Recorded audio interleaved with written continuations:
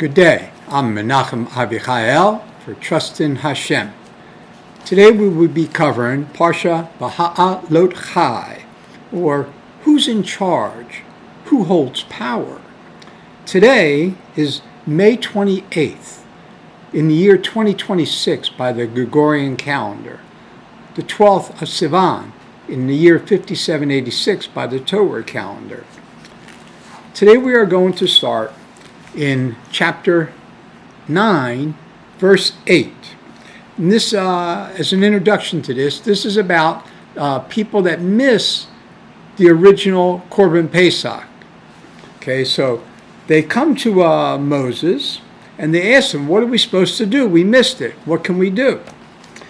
And Moses says to them, and I quote, "Wait there until I hear," wait where you're at, "until I hear which will be commanded before me by the Lord concerning you." Well, Moses has to go to Hashem to find out what to do? Why would I think that's so important? I mean, after all, the Lord, the laws come from Hashem.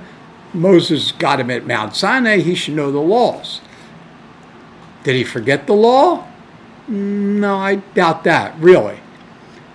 The important part that this comes across telling us is that a lot of people say that all the law, the written law, and all the oral law, even laws that we have today, like laws on electricity, were all given to Moses. Nonsense. Right here it says in the Torah that Moses did not get everything. There were things that came up he didn't know. He had to go to Hashem. He had to ask Hashem, what's the law on this? This will happen again in the Torah itself. So let's move on to where this charge of power is actually. We go to chapter 11 of this week's Parsha, verse 16 through 17. And the Torah says, "Then the Lord said to Moses," so here we have that questions are being asked of Moses, and Hashem says to Moses, "Look, assemble the people, assemble 70 men of the Israelite elders before me," before Hashem, "those that you know as elders of the people and its officers. Lead them into the tent of meeting and let them stand with you. I will reveal myself and speak with you there. I will increase from the Spirit that is on you," on Moses, "and put it on them," the 70 elders. "And they will share the burden of the people with you so that you do not bear it all alone." In modern day language, this is what's known in Torah Judaism as smicha. This is what it is. This particular, it's not really a power. It really is an obligation and a responsibility that 70 people have, what we call today the Sanhedrin. The Sanhedrin is 70 plus 1. Moses is the very first plus 1. And the 70 elders, they decide what the law is going to be. That's their charge, so to speak. Now, we continue on and we go to 11:24, right? And Moses departs from Hashem, and he gathers the people together, and he gets the elders together. And it says then in 25, "Then the Lord revealed himself in a cloud, spoke with him, increased the Spirit that was on him, and placed the increase on the 70 men, the elders." Now this is done in front of the entire assembly, all of Israel that's there. Millions of people, men, women, children, they all see this. They all are informed. This is the body that will decide the law from now on. This continued until approximately 425 by the Gregorian calendar, about 1,600 years ago. That's when true smicha ended. The smicha that we have today, it's really like a college degree in a way.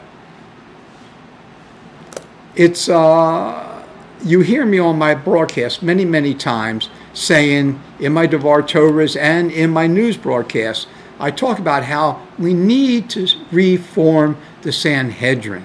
This is what I'm talking about. The 70 people that are qualified to say this is what the law is. Now you might say, well, who are we going to have do that? Who could we possibly have do that would be qualified? Well, to tell you the truth, from what I can see, I don't see anybody that's qualified today to be on the Sanhedrin. But Israel, the state of Israel, should pass a law that by 2148,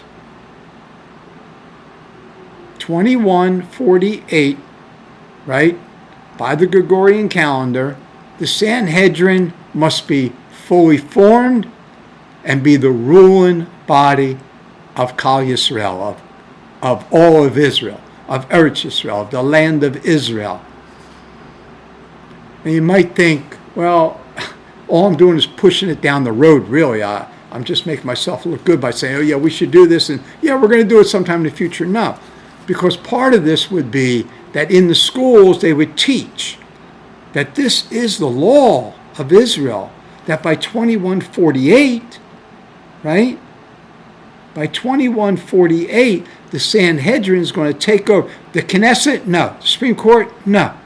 It's going to be the Sanhedrin of 70 plus 1 on the Temple Mount, next to the temple, the third temple.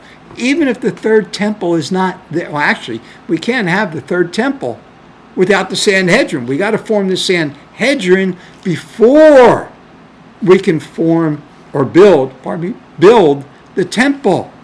It's the Sanhedrin that will get to say, yes, that is right. That is the right shape of the menorah. That's the right size of the menorah. Nobody else can do that. Only the Sanhedrin. Another big question you might say is, well, wait a minute. I thought the Mashiach was supposed to be in charge of that. No, the Mashiach would be the one, the last one, major one of the Sanhedrin, the age of Mashiach. There would be 70 that would be part of the Sanhedrin, and the one would be the Mashiach, a direct descendant of King David through the father's line, not through the mother's line. There's a big difference there. Now, what exactly, how in the world will we ever get to the point of having the Sanhedrin by 2148? It won't be easy, that's for sure. But if people like ourselves stop trying to insist that we know how it's going to be done, it could be done. If the children, the next generation, is taught from the moment they go to school, this is what the law is, this is what you're doing. Just like some kids say that, oh, I want to be an engineer, right? Some people say, I want to be a basketball player, I want to be a doctor, I want to be a lawyer, I want to be a rabbi, I want to be a this or that, some kind of profession, some kind of job. I want to be a storekeeper, something, right? Some kids are going to go and they're going to say, well, I want to be on the Sanhedrin. And they're going to start studying the books that are required to be the person that would be qualified to be on the Sanhedrin. It would take a vote of 75 to 80% of all Jewish Israeli citizens